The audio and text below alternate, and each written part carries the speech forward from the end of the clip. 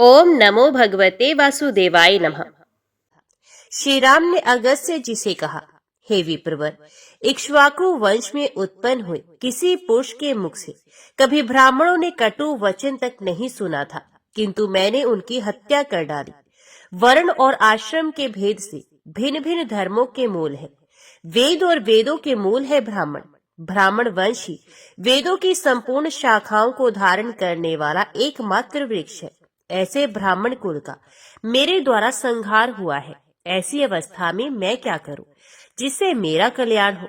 अगस्त्य जी ने कहा, राजन, आप अंतर्यामी आत्मा एवं प्रकृति से परे साक्षात परमेश्वर हैं। आप ही इस जगत के कर्ता, पालक और संहारक हैं। साक्षात गुणातीत परमात्मा होते हुए भी आपने स्वेच्छा से सगुण स्वरूप धारण किया है।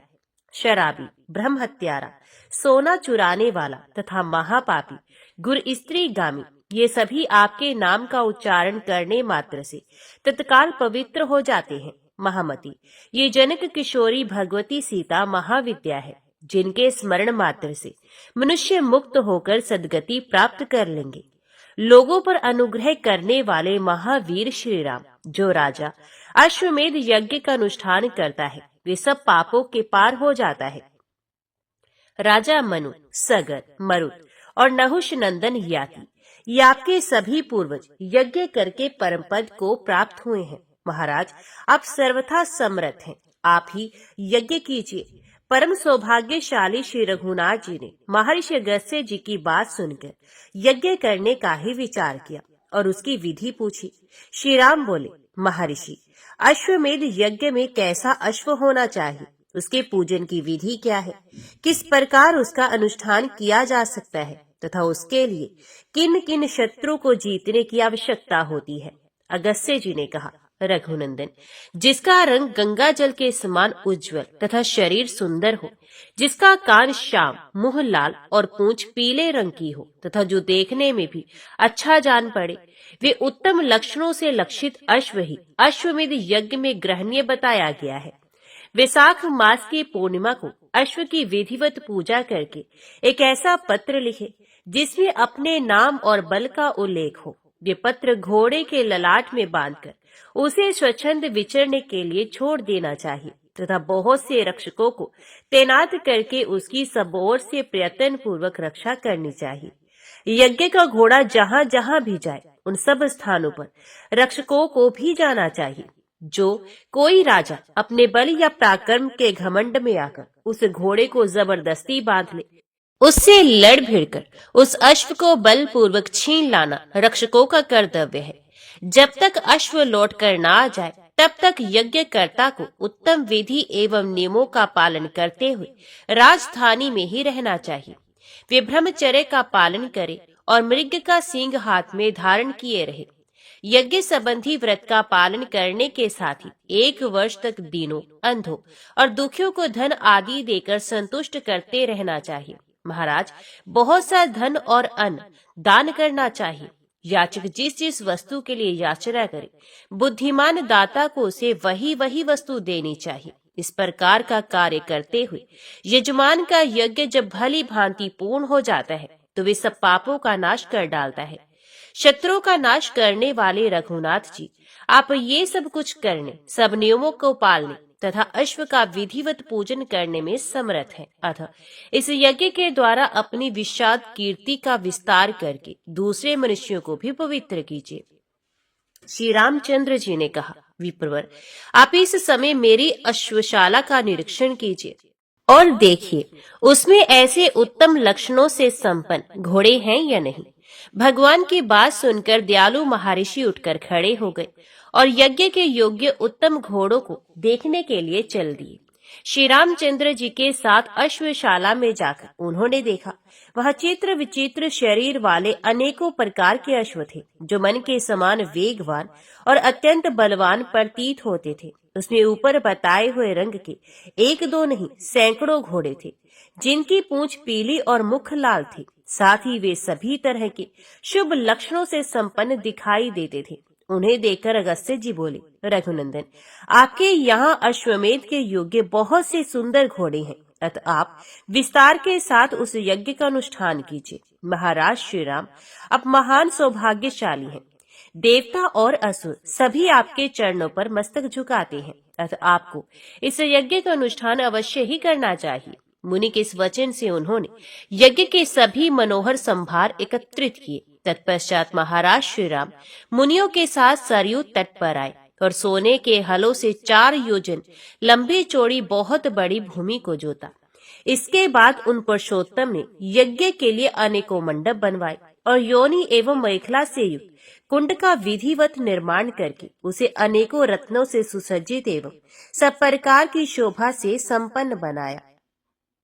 महान तपस्वी एवं परम सौभाग्यशाली मुनिवर वशिष्ठ ने सब कार्य वेद शास्त्र की विधि के अनुसार संपन्न कराया। उन्होंने अपने शिष्य को महर्षियों के आश्रमों पर भेजकर कहलाया कि श्री रघुनाथ जी अश्वमेध का यज्ञ अनुष्ठान करने के लिए उद्यत हुए हैं, तथा आप सब लोग उसमें पधारे।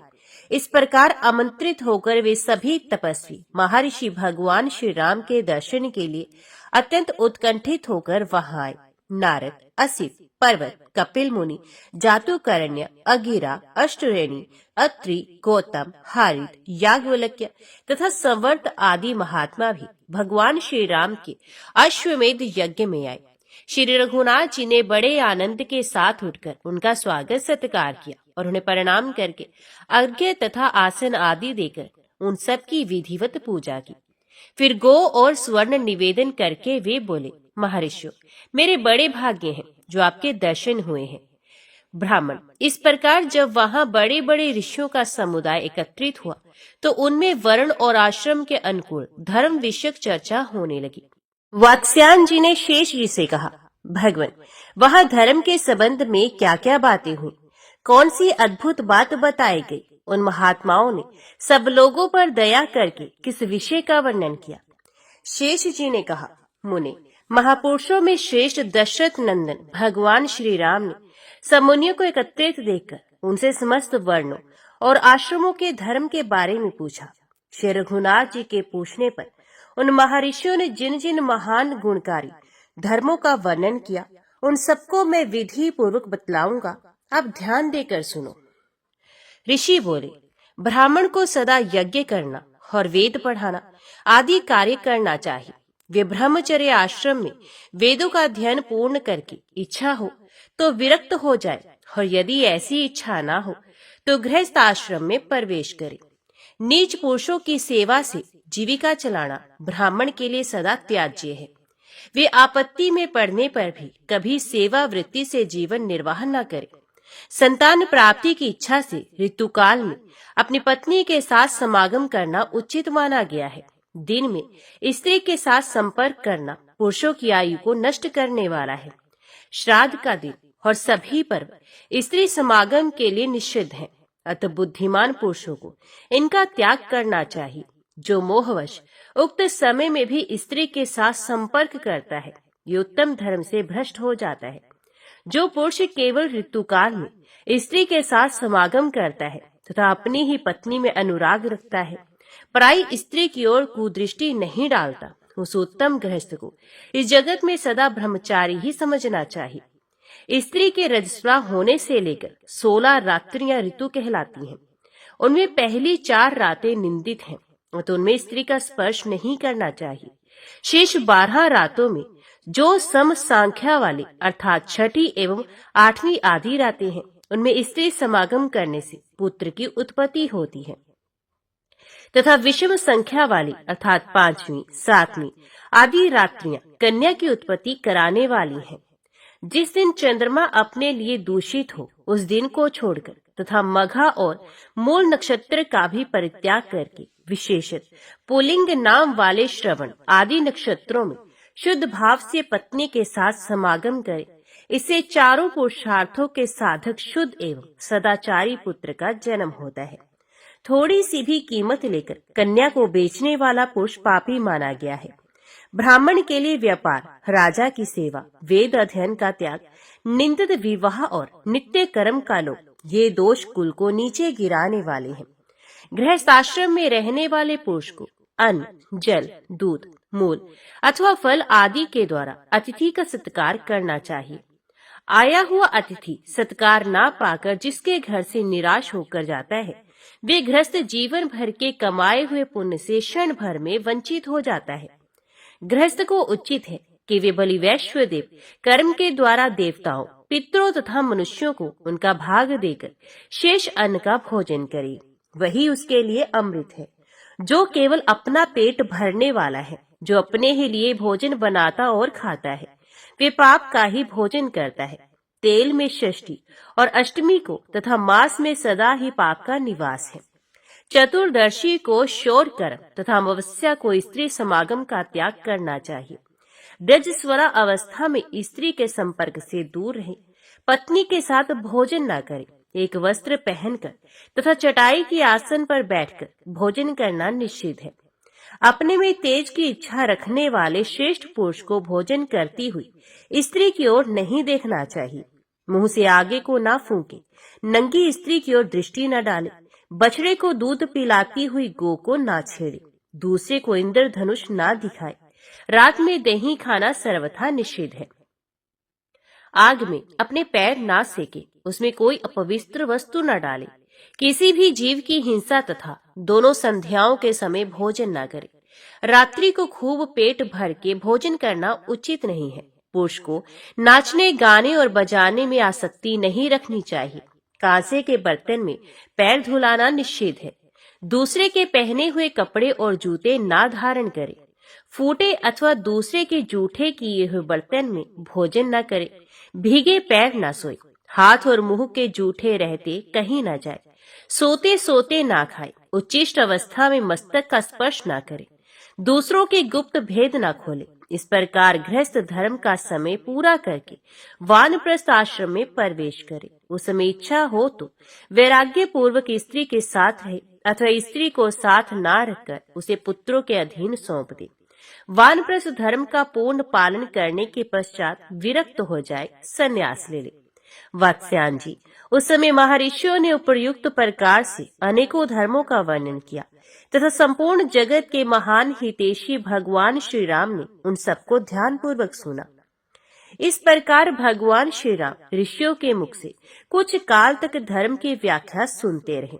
इतने में वसंत का समय उपस्थित हुआ, जबकि महापुरुषों के यज्ञ आदि शुभ कर्मों का प्रारंभ होता है। वे समय आया देख बुद्धिमान महर्षि वशिष्ठ ने संपूर्ण जगत के सम्राट श्री रामचंद्र जी से यथोचित वाणी में कहा, महाबाहु रघुनाथ जी, अब आपके लिए वे समय आ गया है जबकि यज्ञ के लिए निश्चित किए हुए अश्व की भली भांति पूजा करके उसे पृथ्वी पर भ्रमण करने के लिए छोड़ा जाए। इसके लिए सामग्री एकत्रित हो, अच्छे अच्छे ब्राह्मण बुलाए जाए तथा स्वयं आप ही उन ब्राह्मणों की यथोचित पूजा करें। दीनों, अंधों और दुखियों का विधिवत सत्कार करके उन्हें रहने का स्थान दे और उनके मन में जिस वस्तु के पाने की इच्छा हो वही उन्हें दान की जाए। आप स्वर्ण में सीता के साथ यज्ञ की दीक्षा लेकर उसके नियमों का पालन करें। पृथ्वी पर सोए, ब्रह्मचारी रहें तथा धन संबंधी भोगों का परित्याग करें। आपके कटिभाग में मेखला सुशोभित हो। आप हरिण का सिंह, मृग चर्म तथा दंड धारण करें तथा सब प्रकार के सामान और द्रव्य एकत्रित करके यज्ञ का आरंभ करें। महर्षि वशिष्ठ के ये उत्तम और यथार्थ वचन सुनकर परम बुद्धिमान श्री रामचंद्र जी ने लक्ष्मण से अभिप्राय युक्त बातें कही।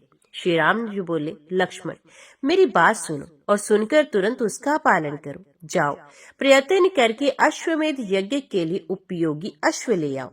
शेष जी कहते हैं, श्री रामचंद्र जी के वचन सुनकर शत्रु विजय लक्ष्मण ने सेनापति से कहा, वीर, मैं तुम्हें एक अत्यंत प्रिय वचन सुना रहा हूँ, सुनो। श्री रघुनाथ जी की आज्ञा के अनुसार शीघ्र ही हाथी, घोड़े, रथ तथा पैदल से युक्त चतुरंगनी सेना तैयार करो, जो काल की सेना का भी विनाश करने में समर्थ हो। महात्मा लक्ष्मण का ये कथन सुनकर कालजीत नाम वाले सेनापति ने सेना को सुसज्जित किया। उस समय लक्ष्मण के आदेश अनुसार सजाकर आए हुए अश्वमेध यज्ञ के अश्व की बड़ी शोभा हुई। एक श्रेष्ठ पुरुष ने उसकी वाग डोर पकड़ रखी थी। उस चिन्ह विशेष उसकी शोभा बढ़ा रहा था। अपने छोटे छोटे रोए के कारण भी वे बड़ा सुंदर जान पड़ता था। उसके गले में घुंघरू पहनाए गए थे जो एक दूसरे से मिले नहीं थे। विस्तृत कंठ कोश में मणि सुशोभित थी। मुख की कांति भी बड़ी विशद थी और उसके दोनों कान छोटे छोटे तथा काले थे। घास के ग्रास से उसका मुंह बड़ा सुहावना जान पड़ता था और चमकीले रत्नों से उसको सजाया भी गया था। इस प्रकार सज धज कर मोतियों की मालाओं से सुशोभित वे अश्व बाहर निकला। उसके ऊपर श्वेत छत्र तना हुआ था। दोनों ओर से दो सफेद चमर उसकी शोभा बढ़ा रहे थे। सारांश ये है कि उस अश्व का सारा शरीर ही नाना प्रकार के शोभा साधनों से संपन्न था। जिस प्रकार देवता लोग सेवा के योग्य श्रीहरि की सब ओर से सेवा करते हैं, उसी प्रकार बहुत से सैनिक उस घोड़े के आगे पीछे और बीच में रहकर उसकी रक्षा कर रहे थे। तदंतर सेनापति कालजित ने अपनी विशाल सेना को कूच करने की आज्ञा दी। आज्ञा पाकर जन समुदाय से भरी हुई वे विशाल वाहिनी शत्रुओं से सूर्य को ओट में करके अपनी छवनी से निकली।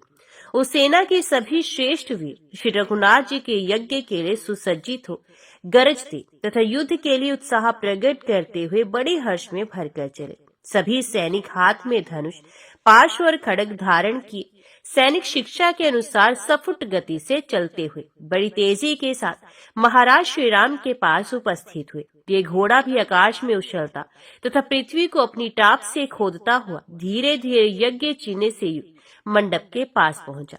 घोड़े को आया देख श्री रामचंद्र जी ने महर्षि वशिष्ठ को समयोचित कार्य करने के लिए प्रेरित किया। महर्षि वशिष्ठ ने श्री रामचंद्र जी को स्वर्णमयी पत्नी के साथ बुलाकर अनुष्ठान आरंभ कराया। उस यज्ञ में वेद शास्त्रों का विवेचन करने वाले बुद्धिमान महर्षि वशिष्ठ, जो श्री रघुनाथ जी के वंश के आदि गुरु थे, आचार्य हुए। तपोनिधि अगस्त्य जी ने ब्रह्मा का कार्य संभाला। वाल्मीकि मुनि अधर्वयु बनाए गए और कनव द्वारपाल। उस यज्ञ मंडप के 8 द्वार थे जो तोरण आदि से सुसज्जित होने के कारण बहुत सुंदर दिखाई देते थे। उनमें से प्रत्येक द्वार पर 2-2 मंत्र वेता ब्राह्मण बिठाए गए थे। पूर्व द्वार पर मुनि श्रेष्ठ देवल और असित थे। दक्षिण द्वार पर तपस्या के भंडार महात्मा कश्यप और अत्रि विराजमान थे। पश्चिम द्वार पर श्रेष्ठ महर्षि जातुकर्ण्य और जाजली की उपस्थिति थी तथा उत्तर द्वार पर द्वित और एकत नाम के 2 तपस्वी मुनि विराज रहे थे। ब्राह्मण इस प्रकार द्वार की विधि पूर्ण करके महर्षि वशिष्ठ ने उस यज्ञ संबंधी श्रेष्ठ अश्व का विधिवत पूजन आरंभ किया। फिर सुंदर वस्त्र और आभूषणों से सुशोभित सुवासिनी स्त्रियों ने वहां आकर हल्दी, अक्षत और चंदन आदि के द्वारा उस पूजित अश्व का पुनः पूजन किया तथा अगरू का धूप देकर उसकी आरती उतारी। इस तरह पूजा करने के पश्चात महर्षि वशिष्ठ ने अश्व के उज्ज्वल ललाट पर, जो चंदन से चर्चित कुमकुम आदि गंधों से युक्त तथा सब प्रकार की शोभाओं से संपन्न था, एक चमचमाता हुआ पत्र बांध दिया जो तपाए हुए स्वर्ण का बना हुआ था। उस पत्र पर महर्षि ने दशरथ नंदन श्री रघुनाथ जी के बढ़े हुए बल और प्रताप का इस प्रकार उल्लेख किया। सूर्य वंश की पताका फहराने वाले महाराज दशरथ बहुत बड़े धनुर्धर हो गए हैं।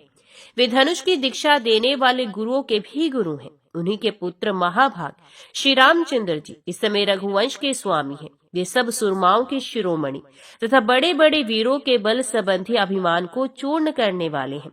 महाराज श्री रामचंद्र ब्राह्मणों की बताई हुई विधि के अनुसार अश्वमेध यज्ञ प्रारंभ कर रहे हैं। उन्होंने ही ये यज्ञ संबंधी अश्व, जो समस्त अश्वों में श्रेष्ठ तथा सभी वाहनों में प्रधान है, पृथ्वी पर भ्रमण करने के लिए छोड़ा है। श्री राम के ही भाई शत्रुघ्न, जिन्होंने लवणासुर का विनाश किया है, इस अश्व के रक्षक हैं। उनके साथ हाथी, घोड़े और पैदलों की विशाल सेना है। जिन राजाओं को अपने बल के घमंड में आकर ऐसा अभिमान होता हो कि हम लोग ही सबसे बढ़कर शूर, धनुर्धर तथा प्रचंड बलवान हैं, वे ही रत्न की मालाओं से विभूषित इस यज्ञ संबंधी अश्व को पकड़ने का साहस करें। वीर शत्रुघ्न उनके हाथ से इस अश्व को हठात छुड़ा लेंगे। इस प्रकार श्री रामचंद्र जी की भुजाओं के पराक्रम से शोभा पाने वाले उनके प्रखर प्रताप का परिचय देते हुए महामुनि वशिष्ठ जी ने और भी अनेकों बातें लिखी।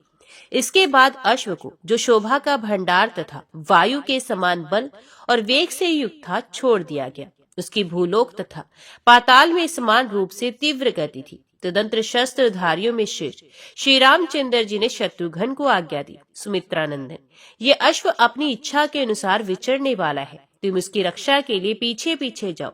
जो योद्धा संग्राम में तुम्हारा सामना करने के लिए आए, उन्हीं को तुम अपने पराक्रम से रोकना। इस विशाल भूमंडल में विचरते हुए अश्व की तुम अपने वीरोचित गुणों से रक्षा करना। जो सोए हो, गिर गए हो, जिनके वस्त्र खुल गए हो, अथवा जो अत्यंत भयभीत होकर चरणों में पड़े हो, उनको ना मारना। साथ ही जो अपने पराक्रम की झूठी प्रशंसा नहीं करते, उन पुण्यात्माओं पर भी हाथ ना उठाना। शत्रुघ्न, यदि तुम रथ पर रहो और तुम्हारे विपक्षी रथहीन हो जाए तो उन्हें ना मारना। यदि पुण्य चाहो तो शरणागत होकर कहे कि हम आप ही के हैं, उनका भी तुम्हें वध नहीं करना चाहिए। जो योद्धा उन्मत्त, मत वाले, सोए हुए, भागे हुए, भय से आतुर हुए तथा मैं आपका ही हूँ ऐसा कहने वाले मनुष्य को मारता है, वे नीच गति को प्राप्त होता है। कभी पराये धन और पराई स्त्री की ओर चित्त ना ले जाना, नीचों का संग ना करना, सभी अच्छे गुणों को अपनाए रखना, बड़े बूढ़ों के ऊपर पहले प्रहार ना करना, पूजनीय पुरुषों की पूजा का उल्लंघन ना हो, इसके लिए सचेष्ट रहना, और तथा कभी दया भाव का परित्याग ना करना। गो ब्राह्मण तथा धर्मपरायण वैष्णव को नमस्कार करना, इन्हें मस्तक झुकाकर मनुष्य जहाँ कहीं जाता है वहीं उसे सफलता प्राप्त होती है। महाबाहो, भगवान श्री विष्णु सबके ईश्वर, साक्षी तथा सर्वत्र व्यापक स्वरूप धारण करने वाले हैं। जो उनके भक्त हैं वे भी उन्हीं के रूप में सर्वत्र विचरते हैं। जो लोग संपूर्ण भूतों के हृदय में स्थित रहने वाले महाविष्णु का स्मरण करते हैं, उन्हें साक्षात महाविष्णु के समान ही समझना चाहिए, जिनके लिए कोई अपना या पराया नहीं है तथा जो अपने साथ शत्रुता रखने वाले को भी मित्र ही मानते हैं। वे वैष्णव एक ही क्षण में पापी को पवित्र कर देते हैं। जिन्हें भागवत प्रिय है तथा जो ब्राह्मणों से प्रेम करते हैं, वे विकुंठ लोक से इस संसार को पवित्र करने के लिए यहाँ आए हैं। जिनके मुख में भगवान का नाम, हृदय में सनातन श्री विष्णु का ध्यान तथा उदर में उन्हीं का प्रसाद है, वे यदि जाति के चांडाल हो तो भी वैष्णवी हैं। जिन्हें वेद ही अत्यंत प्रिय हैं, संसार के सुख नहीं, तथा जो निरंतर अपने धर्म का पालन करते रहते हैं, उनसे भेंट होने पर तुम उनके सामने मस्तक झुकाना। जिनकी दृष्टि में शिव और विष्णु में तथा ब्रह्मा और शिव में कोई भेद नहीं, उनके चरणों के पवित्र धूलि मैं अपने शीश चढ़ाता हूँ। वे समस्त पापों का विनाश करने वाली हैं। गौरी, गंगा तथा महालक्ष्मी, इन तीनों में जो भेद नहीं समझते, उन सभी मनुष्यों को स्वर्गलोक से भूमि पर आए हुए देवता समझना चाहिए। जो अपनी शक्ति के अनुसार भगवान की प्रसन्नता के लिए शरणागतों की रक्षा तथा बड़े बड़े दान किया करते हो, ऐसे वैष्णवों में सर्वश्रेष्ठ समझो। जिनका नाम महान पापों की राशि को तत्काल भस्म कर देता है, उन भगवान के युगल चरणों में जिसकी भक्ति है वही वैष्णव है। जिनकी इंद्रियां वश में है और मन भगवान के चिंतन में लगा है, उनका नमस्कार करके मनुष्य अपने जन्म से लेकर मृत्यु तक के संपूर्ण जीवन को पवित्र बना लेता है। पराई स्त्रियों को तलवार की धार समझकर यदि तुम उनका परित्याग करोगे तो संसार में तुम्हें सुयश से सुशोभित ऐश्वर्य की प्राप्ति होगी। इस प्रकार मेरे आदेश का पालन करते हुए तुम उत्तम योग के द्वारा प्राप्त होने वाले परम धाम को पा सकती हो, जिसकी सभी महात्माओं ने प्रशंसा की है। शत्रुघ्न को इस प्रकार आदेश देकर भगवान श्री राम ने अन्य योद्धाओं की ओर देखते हुए उन्हें मधुर वाणी में कहा, वीरो, मेरे भाई शत्रुघ्न घोड़े की रक्षा के लिए जा रहे हैं। तुम लोगों में से कौन वीर इनके आदेश का पालन करते हुए पीछे की ओर से इनकी रक्षा करने के लिए जाएगा? जो अपने मरम भेदी अस्त्र शस्त्रों द्वारा सामने आए हुए सब वीरों को जीतने तथा भूमंडल में अपने सुयश को फैलाने में समर्थ हो, वे मेरे हाथ पर रखा हुआ ये बीड़ा उठा ले। श्री रघुनाथ जी के ऐसा कहने पर भरत कुमार पुष्कर ने आगे बढ़कर उनके करकमल से वे बीड़ा उठा लिया और कहा, स्वामिन, मैं जाता हूँ। मैं ही कवच आदि के द्वारा सब ओर से सुरक्षित हो तलवार आदि शस्त्र तथा धनुष बाण धारण करके अपने चाचा शत्रुघ्न के पृष्ठभाग की रक्षा करूंगा। इस समय आपका प्रताप ही समूची पृथ्वी पर विजय प्राप्त करेगा। ये सब लोग तो केवल निमित्त मात्र हैं। यदि देवता, असुर और मनुष्यों सहित सारी त्रिलोकी युद्ध के लिए उपस्थित हो जाए तो उसे भी मैं आपकी कृपा से रोकने में समर्थ हो सकता हूँ। ये सब बातें कहने की आवश्यकता नहीं है। मेरा पराक्रम देखकर प्रभु को स्वयं ही सब कुछ ज्ञात हो जाएगा। ऐसा कहते हुए भरत कुमार की बातें सुनकर भगवान श्री राम ने उनकी प्रशंसा की तथा साधु साधु कहकर उनके कथन का अनुमोदन किया। इसके बाद वानर वीरों में प्रधान हनुमान जी आदि सब लोगों से कहा, महावीर हनुमान, मेरी बात ध्यान देकर सुनो। मैंने तुम्हारे ही प्रसाद से ये अकंटक राज्य पाया है। हम लोगों ने मनुष्य होकर भी जो समुद्र को पार किया तथा सीता के साथ जो मेरा मिलाप हुआ, ये सब कुछ मैं तुम्हारे ही बल का प्रभाव समझता हूँ। मेरी आज्ञा से तुम भी सेना के रक्षक होकर जाओ।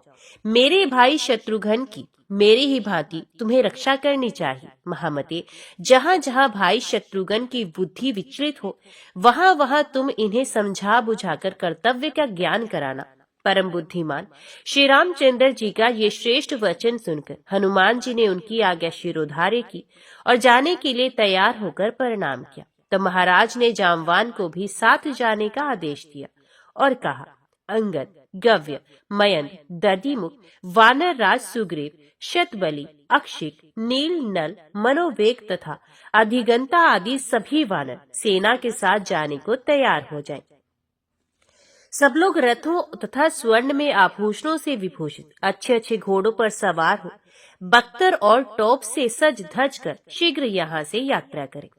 तत्पश्चात बल और पराक्रम से शोभा पाने वाले श्री रामचंद्र जी ने अपने उत्तम मंत्री सुमंत्र को बुलाकर कहा, मंत्रीवर, बताओ इस कार्य में और किन किन लोगों को नियुक्त करना चाहिए? कौन कौन मनुष्य अश्व की रक्षा करने में समर्थ है? उनका प्रश्न सुनकर सुमंत्र बोले, श्री रघुनाथ जी, सुनिए, आपके यहाँ संपूर्ण शस्त्र और अस्त्र के ज्ञान में निपुण महान विद्वान, धनुर्धर तथा अच्छी प्रकार बाणों का संधान करने वाले अनेकों वीर उपस्थित हैं। उनके नाम ये हैं, प्रतापगृह, नीलरत्न, लक्ष्मी निधि, रिपुताप, उग्राश्व और शत्रविद। ये सभी बड़े चढ़े राजा चतुरंगिणी सेना के साथ कवच आदि से सुसज्जित होकर जाए और आपके घोड़ों की रक्षा करते हुए शत्रुघ्न जी के आज्ञा शिरोधार्य करें। मंत्री की यह बात सुनकर श्री रामचंद्र जी को बड़ा हर्ष हुआ और उन्होंने उनके बताए हुए सभी योद्धाओं को जाने के लिए आदेश दिया। श्री रघुनाथ जी की आज्ञा पाकर उन्हें बड़ी प्रसन्नता हुई, क्योंकि वे बहुत दिनों से युद्ध की इच्छा रखते थे और रण में उन्मत्त होकर लड़ने वाले थे। श्री सीतापति की प्रेरणा से वे सभी राजा कवच आदि से सुसज्जित हो अस्त्र शस्त्र लेकर शत्रुघ्न के निवास स्थान पर गए। तदंतर ऋषि की आज्ञा पाकर श्री रामचंद्र जी ने आचार्य आदि सभी ऋत्विज महर्षियों को शास्त्रोक्त उत्तम दक्षिणाएं देकर उनका विधिवत पूजन किया। उस समय श्री रघुनाथ जी के यज्ञ में सबोर यही बात सुनाई देती थी, देते जाओ, खूब धन लुटाओ, किसी से नहीं मत करो, साथ ही समस्त भोग सामग्रियों से युक्त अन्न का दान करो। इस प्रकार वे यज्ञ चल रहा था। उसमें दक्षिणा पाए हुए श्रेष्ठ ब्राह्मणों की भरमार थी। वहाँ सभी तरह के शुभ कर्मों का अनुष्ठान हो रहा था। इधर श्री रामचंद्र जी के छोटे भाई शत्रुघ्न अपनी माता के पास जा उन्हें प्रणाम करके बोले, कल्याणमयी माँ, मैं घोड़े की रक्षा के लिए जा रहा हूँ, मुझे आज्ञा दीजिए। तुम्हारी कृपा से शत्रु को जीतकर विजय की शोभा से संपन्न हो अन्य महाराजाओं तथा घोड़े को साथ लेकर ही लौटूंगा। माता बोली, बेटा जाओ, महावीर तुम्हारा मार्ग मंगलमय हो। सुमते, तुम अपने समस्त शत्रुओं को जीतकर फिर यहाँ लौट आओ। तुम्हारा भतीजा पुष्कर धर्मज्ञों में श्रेष्ठ है, उसकी रक्षा करना। बेटा, तुम पुष्कर के साथ सकुशल लौटकर आओगे, तभी मुझे अधिक प्रसन्नता होगी। अपनी माता की ऐसी बात सुनकर शत्रुघ्न ने उत्तर दिया, माँ, मैं अपने शरीर की भांति पुष्कर की रक्षा करूंगा तथा जैसा मेरा नाम है उसके अनुसार शत्रुओं का नाश करके प्रसन्नता पूर्वक लौटूंगा। तुम्हारे इन युगल चरणों का स्मरण करके मैं कल्याण का ही भागी होऊंगा। ऐसा कहकर वीर शत्रुघ्न वहां से चल दिए तथा यज्ञ मंडप से छोड़ा हुआ वे यज्ञ का अश्व अस्त्र शस्त्रों की विद्या में प्रवीण संपूर्ण योद्धाओं द्वारा चारों ओर से घिरकर सबसे पहले पूर्व दिशा की ओर गया। उसका वेग वायु के समान था। जब वे चलने को उदित हुआ तो उनकी दाहिनी बाह फड़क उठी और उन्हें कल्याण तथा विजय की सूचना देने लगी। उधर पुष्कल अपने सुंदर एवं समृद्धिशाली महल में गए और वहां अपनी पतिव्रता पत्नी से मिले, जो स्वामी के दर्शन के लिए उत्कंठित थी और उन्हें देखकर हर्ष में भर गई थी। उससे मिलकर पुष्कल ने कहा, भद्रे, मैं चाचा शत्रुघ्न का पृष्ठपोषक होकर रथ पर सवार हो यज्ञ के घोड़े की रक्षा के लिए जा रहा हूँ। इस कार्य के लिए मुझे श्री रघुनाथ जी की आज्ञा मिल चुकी है। तुम यहाँ रहकर मेरी समस्त माताओं का सत्कार करना तथा चरण दबाना आदि सभी प्रकार की सेवाएं करना, उनके प्रत्येक कार्य में उनकी आज्ञा का पालन करने में आदर एवं उत्साह के साथ प्रवृत्त होना। यहाँ लोपामुद्रा आदि जितनी पतिव्रता देवियां आई हुई हैं, वे सभी अपने तपोबल से सुशोभित एवं कल्याणमयी हैं। तुम्हारे द्वारा उनमें से किसी का अपमान ना हो जाए, इसके लिए सदा सावधान रहना। पुष्कल जब इस प्रकार उपदेश दे चुकी तो उनकी पतिव्रता पत्नी कांतिमती ने पति की ओर प्रेम पूर्ण दृष्टि से देखा तथा अत्यंत विश्वस्त होकर मंद मंद मुस्कुराती हुई वे गदगद वाणी में बोली, नाथ, संग्राम में आपकी सर्वत्र विजय हो। आपको चाचा शत्रुघ्न जी की आज्ञा का सर्वथा पालन करना चाहिए तथा जिस प्रकार भी घोड़े की रक्षा हो उसके लिए सचेष्ट रहना चाहिए। स्वामी, आप शत्रु पर विजय प्राप्त करके अपने श्रेष्ठ कुल की शोभा बढ़ाइए। महाबाहो, जाइए, इस यात्रा में आपका कल्याण हो। यह है आपका धनुष, जो उत्तम गुण से सुशोभित है। इसे शीघ्र ही हाथ में लीजिए। इसकी टंकार सुनकर आपके शत्रुओं का दल भय से व्याकुल हो उठेगा। वीर, ये आपके दोनों तरकश हैं, इन्हें बांध लीजिए, जिससे युद्ध में आपको सुख मिले। इसमें वैरियों को टुकड़े टुकड़े कर डालने वाले अनेक बाण भरे हैं। प्राणनाथ, कामदेव के समान सुंदर अपने शरीर पर ये सुदृढ़ कवच धारण कीजिए, जो विद्युत की प्रभा के समान अपने महान प्रकाश से अंधकार को दूर किए देता है। प्रियतम, अपने मस्तक पर मुकुट भी पहन लीजिए, जो मन को लुभाने वाला है। साथ ही मणियों और रत्नों से विभूषित ये 2 उज्जवल कुंडल हैं, इन्हें कानों में धारण कीजिए। पुष्कल ने कहा, प्रिय, तुम जैसा कहती हो वे मैं सब करूंगा। वीर पत्नी कांतिमती, तुम्हारी इच्छा के अनुसार मेरी उत्तम कीर्ति का विस्तार होगा। ऐसा कहकर पराक्रमी वीर पुष्कल ने कांतिमती के दिए हुए कवच, सुंदर मुकुट, धनुष और विशाल तरकश, इन सभी वस्तुओं को ले लिया। उन सबको धारण करके वे वीरोचित शोभा से संपन्न दिखाई देने लगे। उस समय संपूर्ण अस्त्र शस्त्रों के ज्ञान में प्रवीण उत्तम योद्धा पुष्कल की शोभा बहुत बढ़ गई। पतिव्रता कांतिमती ने अस्त्र शस्त्रों से शोभायमान अपने पति को वीर माला से विभूषित किया तथा कुमकुम, अगुरु, कस्तूरी और चंदन आदि से उनकी पूजा करके अनेकों फूलों के हार पहनाए, जो घुटने तक लटक कर पुष्कल की कांति बढ़ा रहे थे।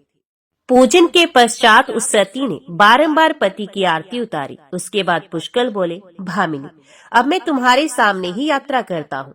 पत्नी से ऐसा कहकर वे सुंदर रथ पर आरूढ़ हुए और अपने पिता भरत तथा स्नेह विबला माता मांडवी का दर्शन करने के लिए गए। वहां जाकर उन्होंने बड़ी प्रसन्नता के साथ पिता और माता के चरणों में मस्तक झुकाया। फिर पिता और माता की आज्ञा लेकर वे पुलकित शरीर से शत्रुघ्न की सेना में गए, जो बड़े बड़े वीरों से सुशोभित थी। तदंतर शत्रुघ्न श्री रघुनाथ जी के महायज्ञ संबंधी घोड़े को आगे करके अनेकों रथियों, पैदल चलने वाले शूरवीरों, अच्छे अच्छे घोड़ों और सवारों से घिरकर बड़ी प्रसन्नता के साथ आगे बढ़े। वे घोड़े के साथ साथ पांचाल, कुरु, उत्तर कुरु और दशार्ण आदि देशों में, जो संपत्तियों से बहुत बड़े चढ़े थे, भ्रमण करते रहे।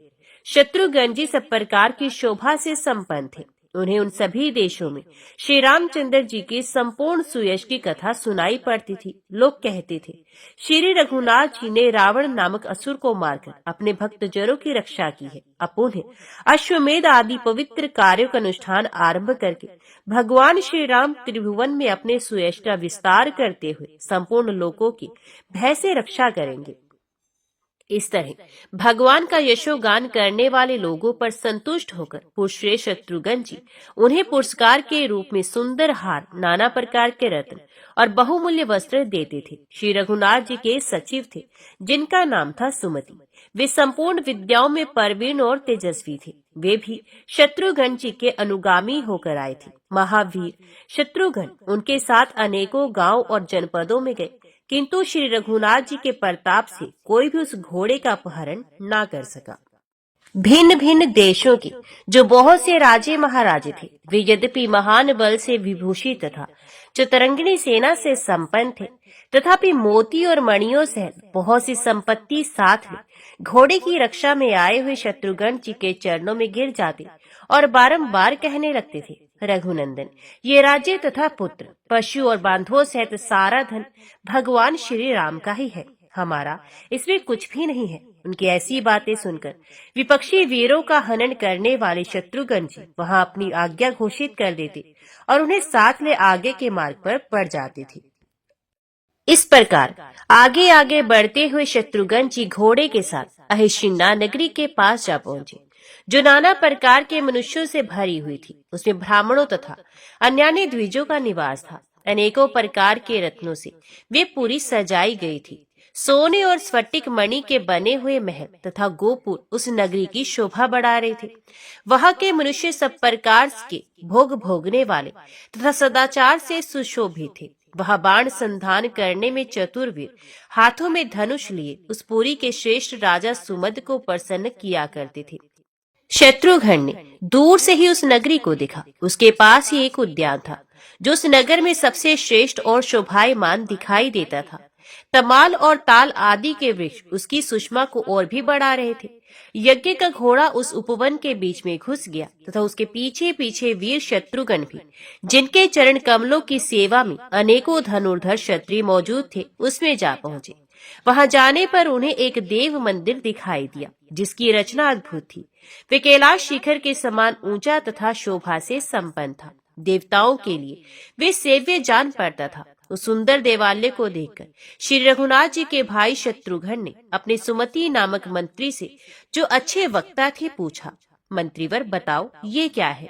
किस देवता का मंदिर है?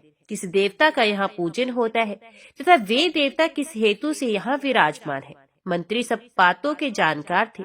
उन्होंने शत्रुघ्न का प्रश्न सुनकर कहा, वीरवर, एकाग्रचित होकर सुनो। मैं सब बातों का यथावत वर्णन करता हूँ। इसे तुम कामाक्षा देवी का उत्तम स्थान समझो। ये जगत को एकमात्र कल्याण प्रदान करने वाला है। पूर्व काल में अहिष्त्रा नगरी के स्वामी राजा सुमद की प्रार्थना से भगवती कामाक्षा यहाँ विराजमान हुई, जो भक्तों का दुख दूर करती हुई उनकी समस्त कामनाओं को पूर्ण करती है। वीर शिरोमणि शत्रुघ्न, तुम इन्हें प्रणाम करो। मंत्री के वचन सुनकर शत्रुओं को ताप देने वाले नरश्रेष्ठ शत्रुघ्न ने भगवती कामाक्षा को प्रणाम किया और उनके प्रकट होने के संबंध की सब बातें पूछी। मंत्रीवर, अहिशित्रा के स्वामी राजा सुमद कौन है? उन्होंने कौन सी तपस्या की है, जिसके प्रभाव से ये संपूर्ण लोगों की जननी कामाक्षा देवी संतुष्ट होकर यहाँ विराज रही है?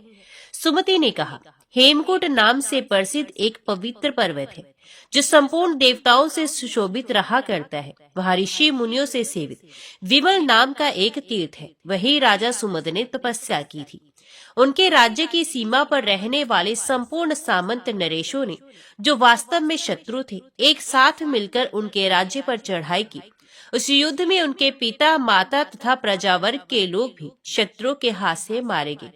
तब सर्वथा असहाय होकर राजा सुमद तपस्या के लिए उपयोगी विमल तीर्थ में गए और वहां 3 वर्ष तक एक पैर से खड़े हो मन ही मन जगदम्बा का ध्यान करते रहे। उस समय उनकी आंखें नासिका के अग्र भाग पर जमी रहती थी।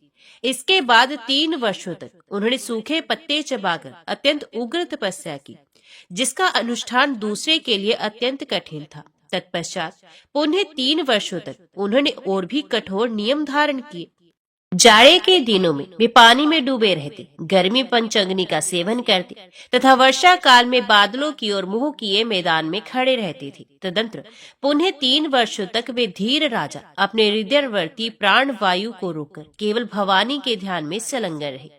उस समय उन्हें जगदम्बा के सिवा दूसरा कुछ दिखाई नहीं देता था। इस प्रकार जब 12वां वर्ष व्यतीत हो गया, तो उनकी भारी तपस्या देखकर इंद्र ने मन ही मन उस पर विचार किया और भय के कारण वे उनसे डाह करने लगे। उन्होंने अप्सराओं के साथ कामदेव को, जो ब्रह्मा और इंद्र को भी परास्त करने के लिए उदित रहता था, परिवार सहित बुलाकर इस प्रकार आज्ञा दी, सखे कामदेव, तुम सबका मन मोहने वाले हो, जाओ मेरा एक प्रिय कार्य करो, जैसे भी हो सके राजा सुमद की तपस्या में विघ्न डालो। कामदेव ने कहा, देवराज, मुझ सेवक के रहते हुए आप चिंता न कीजिए। आर्य, मैं अभी समुद्र के पास जाता हूँ, आप देवताओं की रक्षा कीजिए।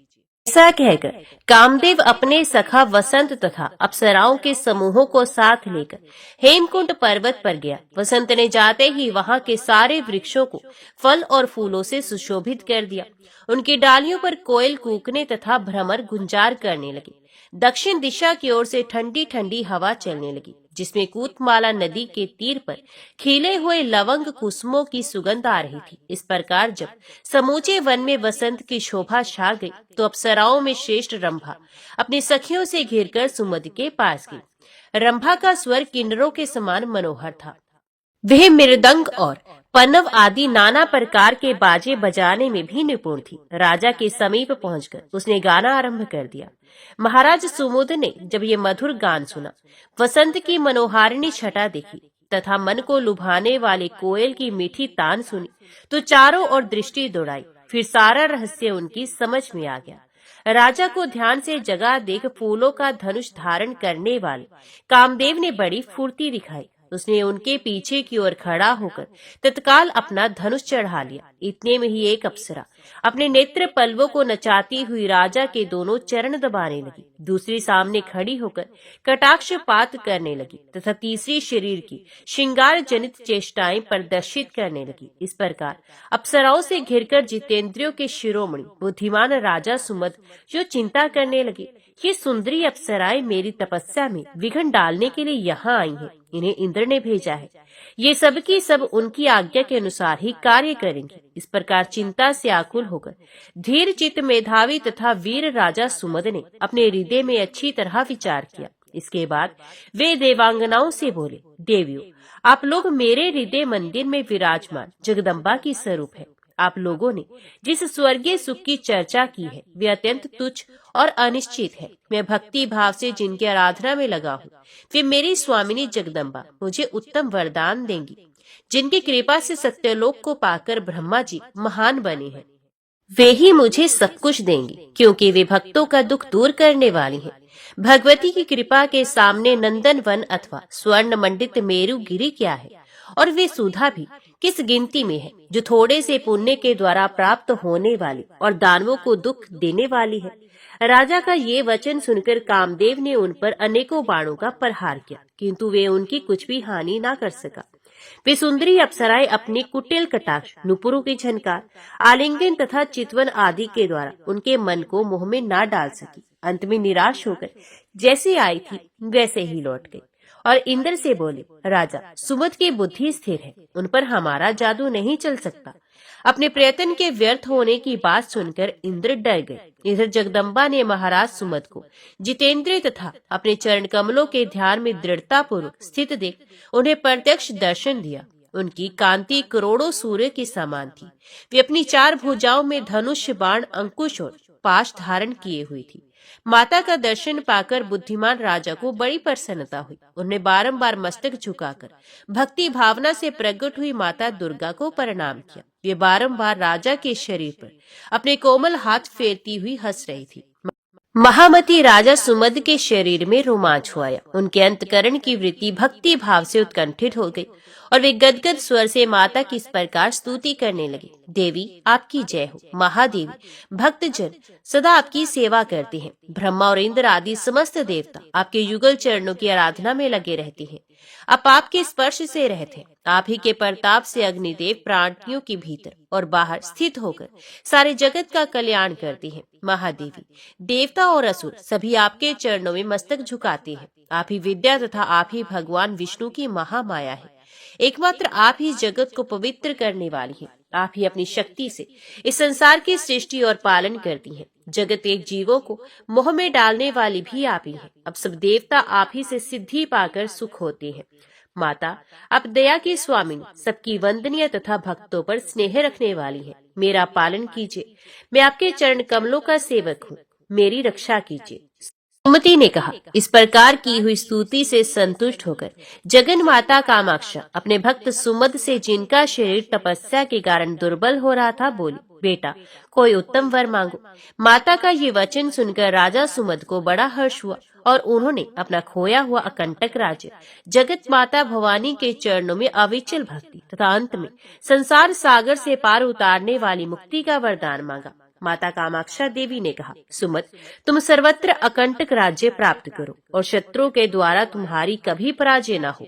जिस समय महायशस्वी श्री रघुनाथ जी रावण को मारकर सब सामग्रियों से सुशोभित अश्वमेध यज्ञ का अनुष्ठान करेंगे, उस समय शत्रु का दमन करने वाले उनके महावीर भ्राता शत्रुघ्न वीर आदि से घिरकर घोड़े की रक्षा करते हुए यहाँ आएंगे। तुम यहाँ उन्हें अपना राज्य, समृद्धि और धन आदि सब कुछ सौंपकर उनके साथ पृथ्वी पर भ्रमण करोगे तथा अंत में ब्रह्मा, इंद्र और शिव आदि से सेवित भगवान श्री राम को प्रणाम करके ऐसी मुक्ति प्राप्त करोगे जो यम नियमों का साधन करने वाले योगियों के लिए भी दुर्लभ है। ऐसा कहकर देवता और असुरों से अभिवंदित कामाक्षा देवी वहां से अंतर्ध्यान हो गई तथा सुमद भी अपने शत्रु को मारकर अहिष्त्रा नगरी के राजा हुए।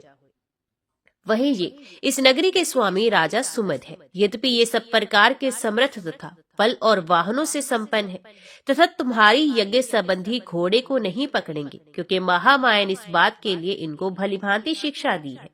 सुमति के मुख से राजा सुमद का ये वृत्तांत सुनकर महायशस्वी, बुद्धिमान और बलवान शत्रुघ्न जी बड़े प्रसन्न हुए तथा साधु साधु कहकर उन्होंने अपना हर्ष प्रकट किया। उधर अशित्रा के स्वामी अपने सेवक गणों से घिरकर सुखपूर्वक राजसभा में विराजमान थे। वेद वेता ब्राह्मण तथा धन धान्य से संपन्न वैश्य भी उनके पास बैठे थे। उसे उनकी बड़ी शोभा हो रही थी। इसी समय किसी ने आकर राजा से कहा, स्वामी, ना जाने किसका घोड़ा नगर के पास आया है, जिसके ललाट में पत्र बंधा हुआ है। ये सुनकर राजा ने तुरंत ही एक अच्छे सेवक को भेजा और कहा, जाकर पता लगाओ किस राजा का घोड़ा मेरे नगर के निकट आया है। सेवक ने जाकर सब बात का पता लगाया और महान शत्रुओं से सेवित राजा सुमद के पास आरंभ से ही सारा वृतांत कह सुनाया। श्री रघुनाथ जी का घोड़ा है। ये सुनकर बुद्धिमान राजा को चिरकाल की पुरानी बात का स्मरण हो आया और उन्होंने सब लोगों को आज्ञा दी, धन धान्य से संपन्न जो मेरे आत्मीय जन है, वे सब लोग अपने अपने घरों पर तोरण आदि मांगलिक वस्तुओं की रचना करें। इन सब बातों के लिए आज्ञा देकर स्वयं राजा सुमद अपने पुत्र, पौत्र और रानी आदि समस्त परिवार को साथ लेकर शत्रुघ्न के पास गए। शत्रुघ्न ने पुष्कल आदि योद्धाओं तथा मंत्रियों के साथ देखा वीर राजा सुमद आ रहे हैं। राजा ने आकर बड़ी प्रसन्नता के साथ शत्रुघ्न को प्रणाम किया और कहा, प्रभु, आज मैं धन्य और कृतार्थ हो गया हूँ। आपने यहाँ दर्शन देकर मेरा बड़ा सत्कार किया है। मैं चिरकाल से इस अश्व के आगमन की प्रतीक्षा कर रहा था। माता कामाक्षा देवी ने पूर्व काल में जिस बात के लिए मुझसे कहा था, वे आज और इस समय पूरी हुई है। श्री राम के छोटे भाई महाराज शत्रुघ्न जी, अब चलकर मेरी नगरी को देखिए, यहाँ के मनुष्यों को कृतार्थ कीजिए तथा मेरे समस्त कुल को पवित्र बनाइए। ऐसा कहकर राजा ने चंद्रमा के समान कांति वाले श्वेत गजराज पर शत्रुघ्न और महावीर पुष्पल को चढ़ाया तथा पीछे स्वयं भी सवार हुए। फिर महाराज सुमद की आज्ञा से भेरी और पनव आदि बाजे बजने लगे, वीणा आदि की मधुर ध्वनि होने लगी तथा इन समस्त वाद्यों की तुमुल ध्वनि चारों ओर व्याप्त हो गई। धीरे धीरे नगर में आकर सब लोगों ने शत्रुघ्न जी का अभिनंदन किया, उनकी वृद्धि के लिए शुभकामना प्रकट की तथा वीरों से सुशोभित हो अपने अश्व रत्न को साथ लिए राज मंदिर में उतरे। उस समय सारा राजभवन तोरण आदि से सजाया गया था तथा स्वयं राजा सुमद शत्रुघ्न जी को आगे करके चल रहे थे। महल में पहुंचकर उन्होंने प्रसन्नता पूर्वक अर्घ आदि के द्वारा शत्रुघ्न जी का पूजन किया और अपना सब कुछ भगवान श्री राम की सेवा में अर्पण कर दिया। ओम नमो भगवते वासुदेवाय नमः। जय श्री राधे कृष्णा। आज की वीडियो में इतना ही। उम्मीद करती हूँ वीडियो आपको पसंद आई होगी। वीडियो पसंद आई हो तो वीडियो को लाइक और चैनल को सब्सक्राइब जरूर कीजिएगा। जय श्री हरि लिखकर कमेंट बॉक्स में अपनी हाजिर और अपने सुझाव देना ना भूलेगा। तो मिलते हैं अगली कथा अगली वीडियो के साथ।